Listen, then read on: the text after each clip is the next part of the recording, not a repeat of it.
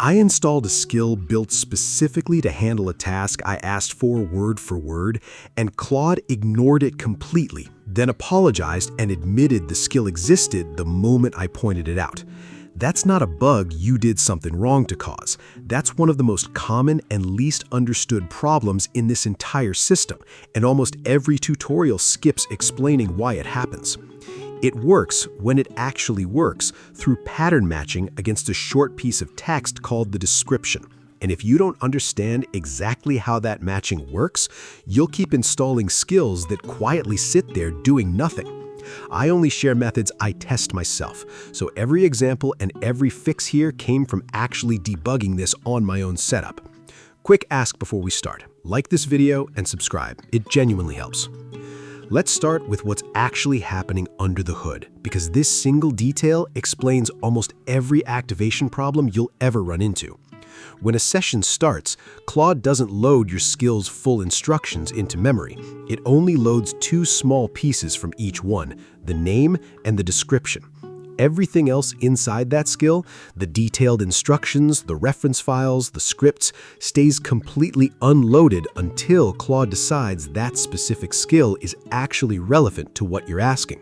That decision happens by comparing your request against the description text specifically, nothing else. Not the skill's internal content, not its name alone, just that one block of text.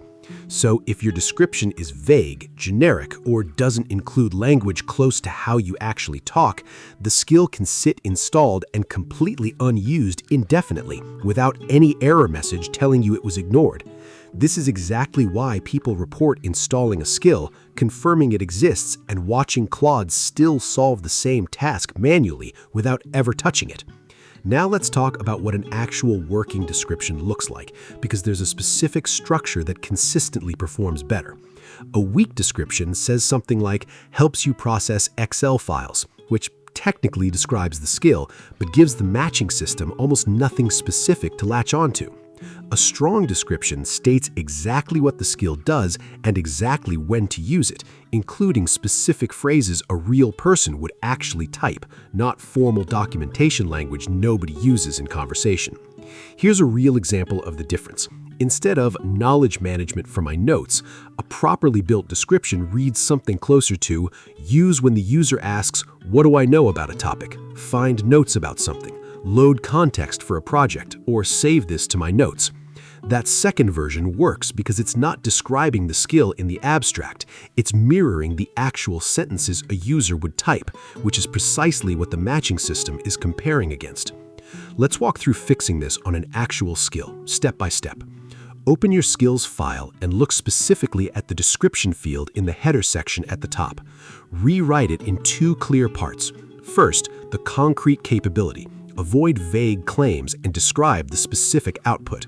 Second, an explicit use when section listing the real trigger phrases you'd expect yourself or a teammate to type naturally. Keep the most important trigger language at the very beginning of that description, not buried near the end, because when you have many skills installed, descriptions get shortened to fit a limited budget, and content near the end is what gets trimmed first. Now here's the mistake that trips up almost everyone, and it's the one this entire video is really about. People assume that because the documentation describes skills as fully autonomous, meaning Claude decides on its own when to use them, a well-written description guarantees consistent activation every single time. In practice, that's not quite reliable. There are widely reported cases of a user's request matching a skill's description almost exactly, and Claude still solving the task manually without triggering it, then admitting afterward it simply didn't reach for the skill that time. This isn't something you're doing wrong, it's a real, documented inconsistency in how automatic triggering behaves under real usage, not just in a clean demo environment. The practical fix is building in a manual fallback instead of trusting automatic triggering alone for anything mission critical. If a task really needs a specific skill every time, explicitly name that skill in your prompt.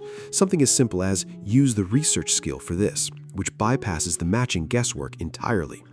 For a more permanent fix, some developers set up a hook that watches for specific trigger words in your prompt and explicitly forces that skill to load, removing the dependency on automatic pattern matching altogether for tasks where reliability actually matters. There's a second, quieter version of this same problem worth knowing about. If you have a large number of skills installed, their descriptions all compete for a limited context budget, and when that budget overflows, the descriptions of your least used skills get silently dropped first, meaning a skill you rarely use can effectively become invisible to Claude without you ever being told. Run the diagnostic command periodically to check whether your descriptions are actually fitting within that budget, and don't just assume a skill is available because you remember installing it months ago. Here's the golden tip that actually makes this reliable instead of a constant guessing game. Don't test a new AI skill by literally typing something like "trigger my skill." Test it with the exact kind of message you'd naturally send during real work, because that's the only real signal for whether your description will hold up outside of an artificial best-case scenario. If it doesn't activate on that realistic test, don't add more content to the skill itself. Tighten the description specifically, since the description is the only thing standing between your skill and the correct request, no matter how well built the actual instructions inside it are.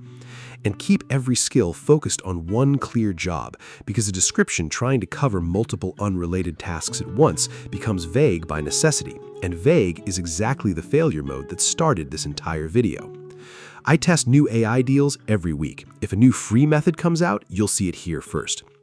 One last practical habit before you go debug your own setup.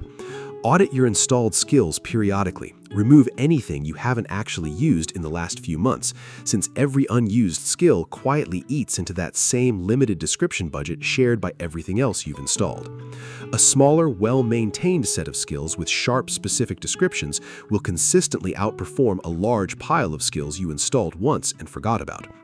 In the next video, I'm setting up that hook-paste fallback method live, from scratch, for a skill that kept failing to trigger automatically, so you can see the exact fix in action instead of just hearing about it. Subscribing is the only way you'll catch that build before it's finished.